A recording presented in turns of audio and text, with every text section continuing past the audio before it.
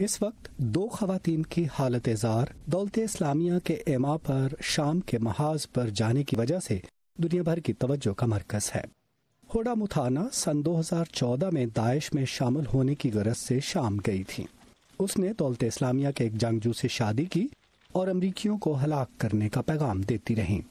اب یہ 24 سالہ خاتون اپنے بچے سمیت امریکہ واپس آنا چاہتی ہے۔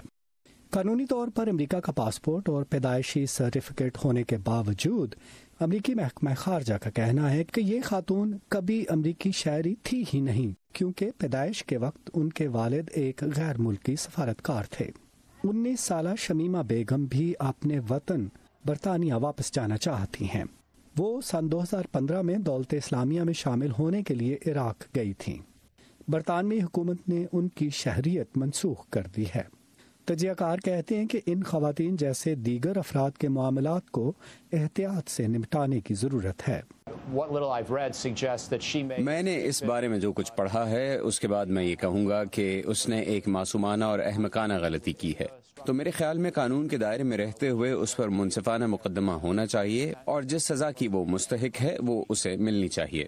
وائس آف امریکہ کے نمائندے جیف سیلڈن کا کہنا ہے کہ داعش اسی طرح کی غیر محفوظ اور کمزور خواتین کو نشانہ بناتی ہے۔ انہوں نے امریکہ اور دنیا کے دوسرے حصوں میں بھی خاص طور سے خواتین کو نشانہ بنایا، جو مثال کے طور پر ایسے علاقوں میں جہاں کوئی خاتون ڈاکٹر بننا چاہتی ہے اور وہ بن گئی، اور ڈگری لینے میں اس کی عمر 25 یا 26 برس ہو گئی ہے۔ اس صورتحال کی وجہ سے خاندانوں میں تناؤ ہوتا ہے۔ وہ کہتے ہیں اس عمر میں آپ کی شادی مشکل ہے، جاؤ اپنا بندوبست خود کرو۔ شام میں خانہ جنگی اور وہاں داعش کے جنگجوؤں کی موجودگی کی وجہ سے لاکھوں افراد اپنا گھر بار چھوڑنے اور خصوصاً شام اور اردن میں پناہ گزینوں کے کیمپوں میں زندگی گزارنے پر مجبور ہیں۔ امریکہ اور باقی ممالک ان کی کیسے مدد کر سکتے ہیں؟ ہمیں یہ دیکھنا ہوگا کہ شام کی جنگ کیوں ہوئی، جس کی وجہ سے میں یہ سمجھتا ہوں کہ امریکہ کو شام کے شمال مشرق میں موجود رہنا چاہیے۔ اسی طرح آپ کوئی لائحہ عمل تیار کر سکتے ہیں جس کے تحت صدر بشار الاسد کچھ عرصے تک اقتدار میں رہیں اور کم از کم ایک حد تک مختلف علاقوں سے لوگوں کو وطن واپس لانے کا عمل شروع کیا جا سکے۔